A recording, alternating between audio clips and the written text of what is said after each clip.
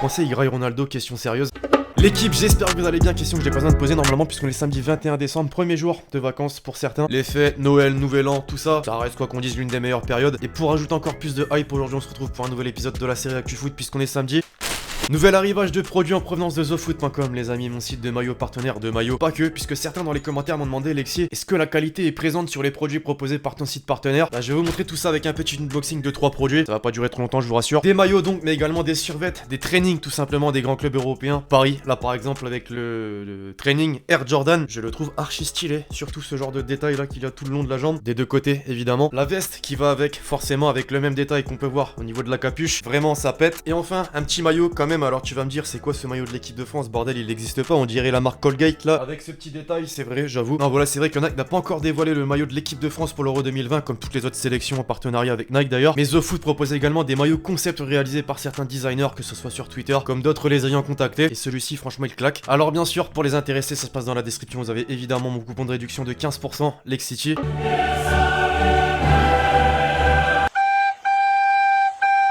Dortmund, Paris, Real Madrid, Manchester City, Atalanta, Valence, Atlético Madrid, Liverpool, Chelsea, Bayern, Lyon, Juventus, Tottenham, Leipzig, Naples, Barcelone. C'était il y a une semaine le tirage au sort des 8ème de finale de la Ligue des Champions version 2019-2020. On nous a offert ces affiches, on en a fait une petite vidéo pronostic. D'ailleurs, vous étiez choqués de me voir maintenant passer le Barça pour les quarts de finale. Ah ouais, faut prendre des risques. Pour de vrai, je sais que certains n'ont pas vu cette vidéo, donc je vais vous demander aujourd'hui tout simplement l'équipe, que pensez-vous de ces affiches? Et pour les clubs français, évidemment, c'est que la qualification va être un petit peu plus compliquée pour Lyon. Quelle vie pour les Lyonnais, comme le dit le CM de BetClick sur Twitter. En 24 heures, t'as perdu Depay, Jeffrey Adelaide, tu te tapes la Juventus en Ligue des Champions et Rudy est toujours là. C'est un beau constat maintenant, j'ai envie de dire, va vraiment pas falloir manquer ce mercato hivernal. D'ailleurs, les Lyonnais, dites-moi un joueur par ligne que vous souhaiteriez voir venir cet hiver. Hier, l'équipe, c'était un jour spécial. Pourquoi, vous allez me dire? Puisqu'un futur ballon d'or, un joueur qui a remporté 3 fois notre fabuleux championnat de France qui est la Ligue 1 Conforama, une Coupe du Monde et 3 fois dans le top 10 de la distinction qui désigne le meilleur joueur de l'année. Kylian Mbappé, évidemment, hier fêtait ses 21 ans. Jean-Michel, statistique inévitable. Le Parisien, jusqu'ici en club et en sélection, c'est 199 matchs, 116 buts et 59 passes décisives. Le meilleur buteur français également en 2019 avec 42 buts devant Karim Benzema. Le mec, on lui doit tellement de respect qu'à Bondier, une fresque a été réalisée à son effigie en partenariat avec Nike. Elle claque sa mère. Pour de vrai, elle est magnifique. Vous la trouvez comment? En attendant, je vous rappelle qu'aujourd'hui c'est la 19ème journée de la Ligue 1, la dernière avant le 10 janvier prochain. Le PSG est donc sans surprise champion d'automne. Maintenant on va quand même jeter un petit coup d'œil à notre classement. Il n'a pas énormément bougé depuis la semaine dernière. En revanche, je voulais qu'on jette un petit coup d'œil au top 5 avec Nantes qui a intégré Rennes à la 4ème place, le LOSC sur la première marche du podium, Marseille dauphin du champion d'automne. À quoi ressemblera le top 5 à l'issue de la saison, vous pensez? Je voulais quand même qu'on termine avec un petit message de soutien à tous les supporters de l'AS Saint-Etienne. Après la défaite 4 buts à 0 face au PSG, le week-end dernier a été sanctionné par la LFP d'un huis clos total à titre conservatoire suite, je cite, à l'usage massif et de jets d'engins pyrotechniques. Ce qui me fait rire, c'est qu'on sanctionne ce genre de choses alors que dans la bande-annonce carrément du championnat, tu vois des fumigènes en fait.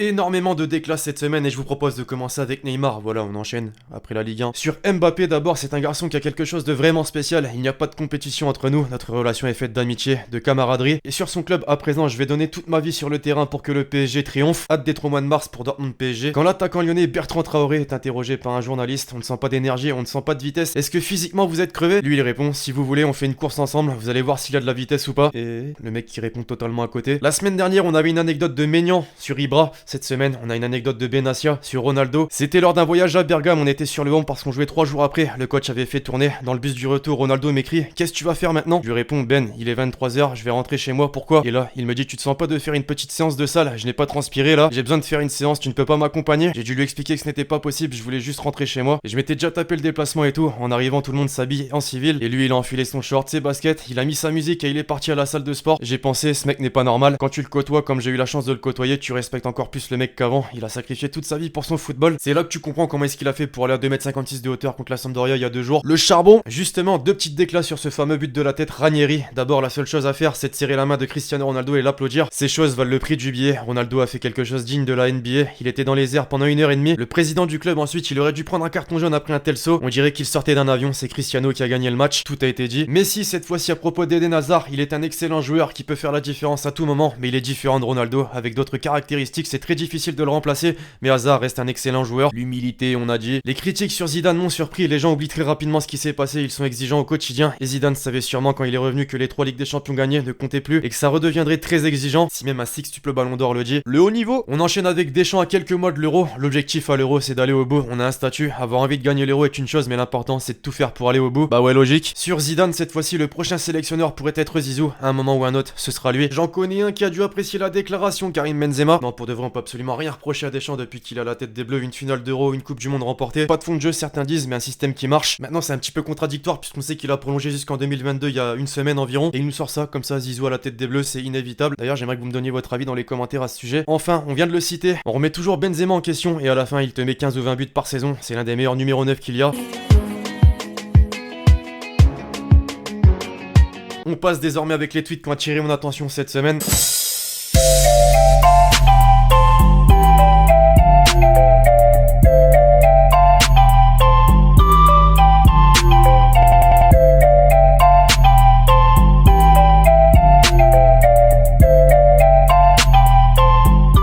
Second poteau, Pavard.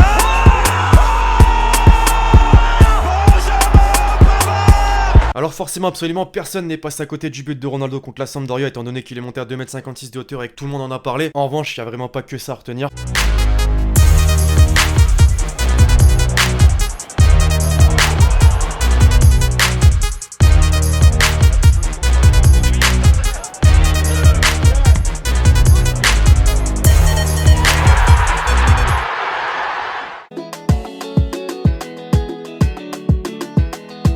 Enfin, pour conclure comme d'habitude, l'hashtag Hélène, penses-tu que l'OM jouera la Ligue des Champions l'année prochaine? Bah franchement, je déteste porter l'œil, mais si l'OM garde sa forme actuelle, sincèrement cette deuxième place de championnat et donc une qualification pour la Ligue des Champions la saison prochaine, c'est validé vraiment. Bref, voilà l'équipe, c'est tout pour l'actu foot du jour, j'espère vraiment que vous l'avez kiffé, je compte sur vous si c'est le cas pour lâcher le gros pouce bleu. N'oubliez pas de poser le commentaire avec votre question, plus l'hashtag Hélène pour le prochain épisode, puis d'ici on se retrouve très vite sur la chaîne YouTube pour de nouvelles vidéos, c'était Lexitier. Ciao ciao.